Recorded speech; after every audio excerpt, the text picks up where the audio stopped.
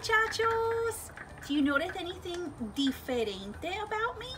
Maybe my crown? Let's find out why I'm wearing it. Come on. Hola muchachos, bienvenidos, welcome back. Well, like I said, let's find out why I'm wearing this crown. Now, interestingly enough, do you know what the word in Spanish for crown is?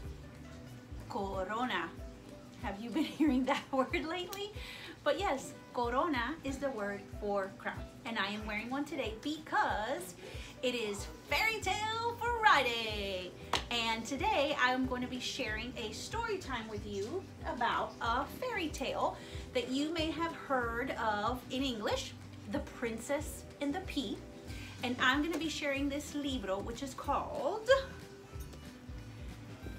La Princesa and the Pea. So right there, the fact that you hear a Spanish word in the title tells you that this libro is going to be a bilingual story. And if you remember, we talked about that. That means that this story includes two languages. In this case, it's Español, Spanish, and Inglés, English. Now, a couple things before we jump into the book. So, this is a retelling. It includes a lot of different Spanish words throughout. At the beginning of the libro, there is a glossary that has all the Spanish words listed. I know you really can't see it there very well, but I'm pointing it out because I'm going to share this glossary, these words, down below in my description so that you have those there as well. As I read the libro, I'm going to do just like I do in class, and anytime I come across a Spanish word, I will repeat it in English right after just to make sure that you understood what I was talking about. So that's the first thing I wanted to mention. Primero. Segundo.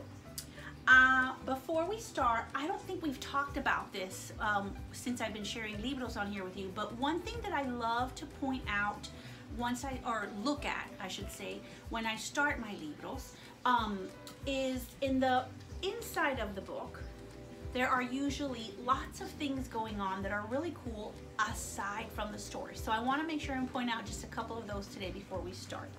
So again, this is our libro, La Princesa and the Pea. The autor, do you remember what that person does?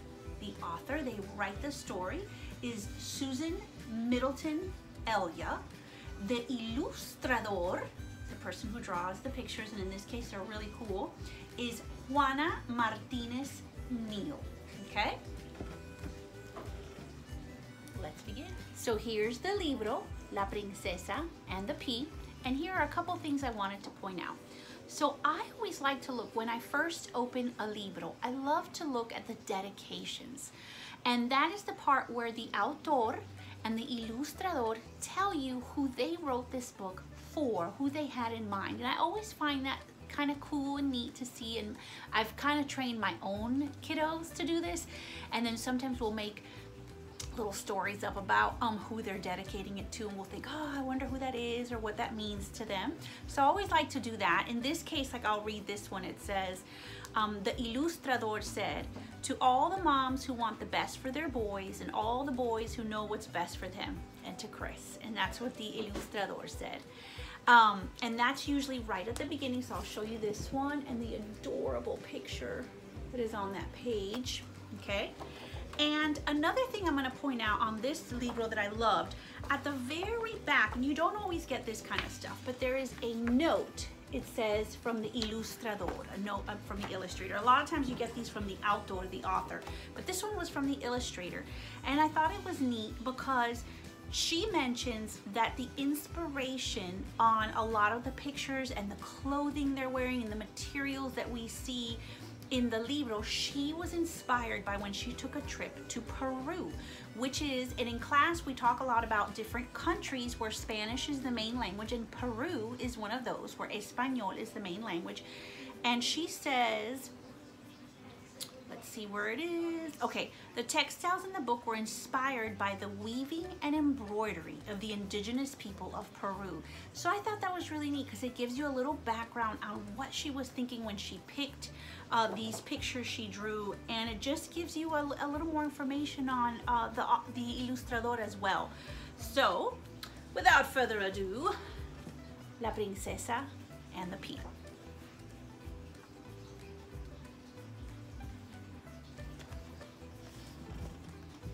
There once was a prince who wanted a wife, but not any niña, any girl, would do in his life.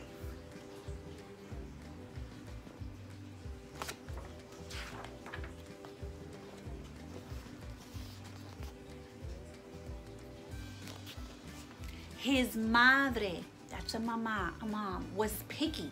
She hoped for perfection. The prince was so lonely, he needed affection. Look at that mama, look at the madre's face. Just by looking at her, what do you think she feels there? Is she feeling feliz? Is she feeling enfadada? Let's find out why. But here came a maiden en route to her castle. I hope I can stay here if it's not a hassle. She winked at the prince who fell for her fast. No matter what mama does, I'll marry this lass. So there's the princesa, and look at her on that burro, the donkey, so cute. And there's the príncipe.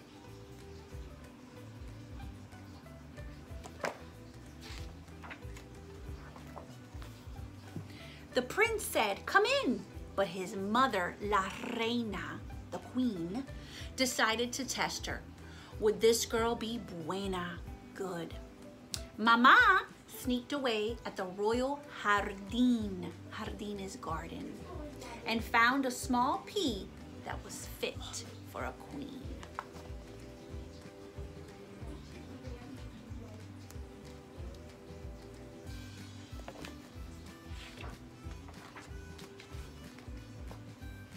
She guarded the pea pod and took to the stair. If this girl is worthy, she'll feel that it's there. She placed the guisante, that's the pea, guisante, in the bed for their guest and yelled, 20 mattresses, a lofty request. Now 20 is one of our number words. Does anybody think they remember what number 20 is? If you said 20, you're correct. So 20 mattresses she wants the princesa to sleep on. That's a lot. The queen settled in with her box of bombones, chocolates, while lots of strong workers came in with the colchones. Now colchones is the Spanish word for mattresses. So here come the 20, the 20 mattresses. Uno was suave, soft. Dos was pequeño, small. Tres was muy grande, very big. And cuatro, un sueño, a dream.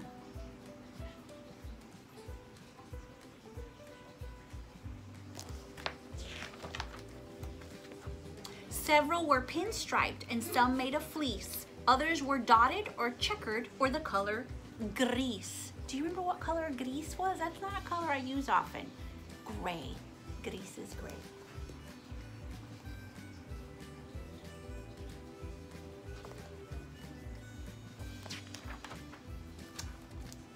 The queen ate her treats. The bed was stacked high.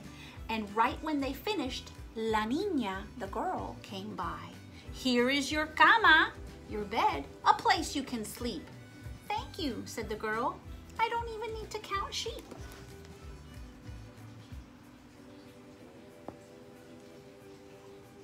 That's a lot of colchones. Meanwhile, El Príncipe practiced I-do's. He knew that this maiden was the one he would choose. I like her, Mama, he said with a lilt. We'll see, said the queen as she fluffed up his quilt.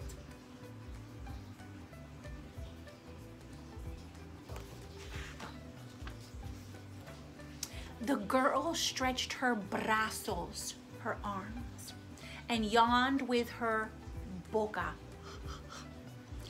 But the bed felt so lumpy, like there was a roca, a rock.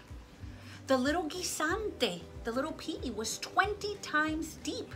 Could it be the reason the girl got no sleep?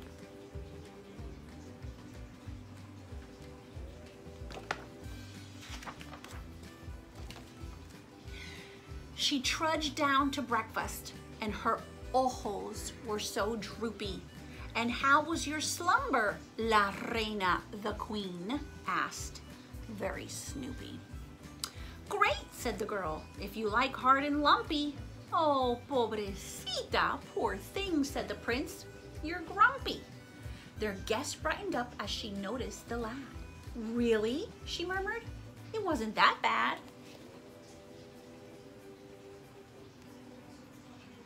Look at how cute those illustrations are. I love it. Uh-oh. Wait till you see Mama. And look at what that, who remembers how to say cat in Spanish? Do y'all remember? Starts with a g, g. If you're saying gato, you're right. Look at her. Okay. I thought la reina, the queen. How'd she detect it? Is she a real princess? I think I suspect it. She signaled her son that the girl passed the test. Drat! She had managed to stave off the rest. Oh.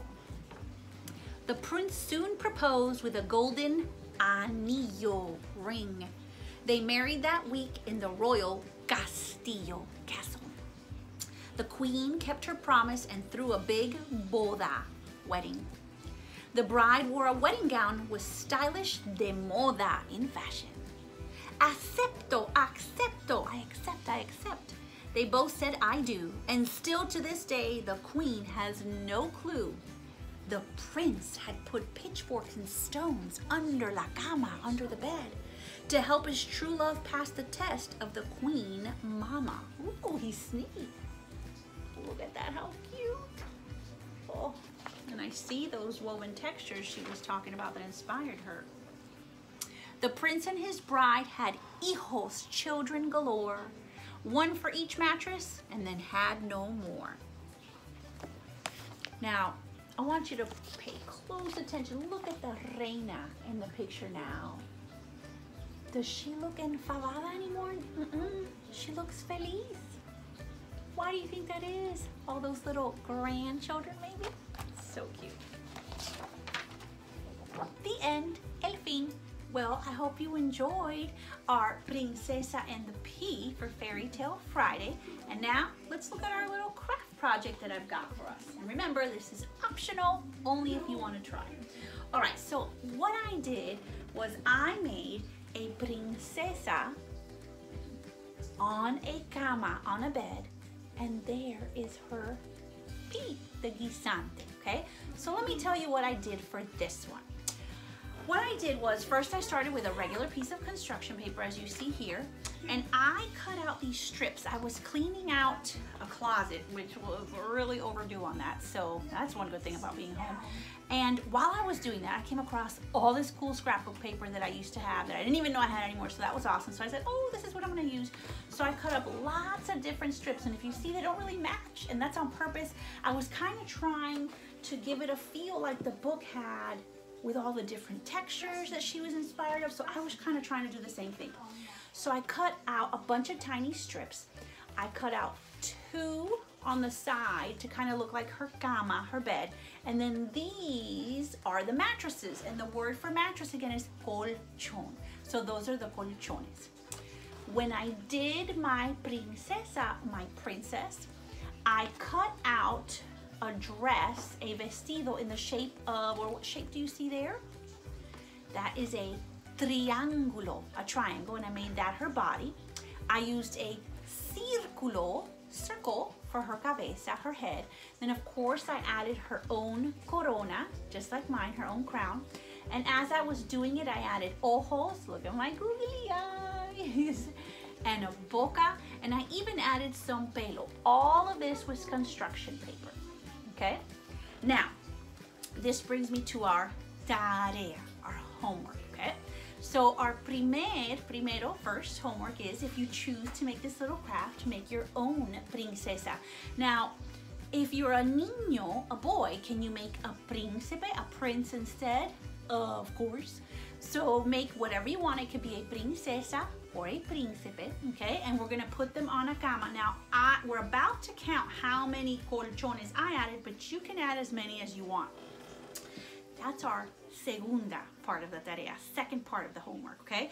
So after you've made it, what we're gonna do is we're gonna count the colchones. We're gonna count how many mattresses we added. So let's count mine, okay? Let's see if I can hold this. Ready? We have 1, 2, 3, 4, 5, 6, 7, 8, 9, 10. What comes after 10? 11. 11. So my princesa is sleeping on 11 colchones, and at the very bottom is her guisante, her P. Okay? So that's the first part of your homework. Second part of your homework. While you are making the princesa, or whoever it is, or the príncipe, the prince, whoever's going to sleep on top of the bed, challenge yourself to use some of your Spanish words as you make her. So for example, just like I was telling you, when you're gonna do her eyes, say, oh, I'm gonna add ojos, eyes.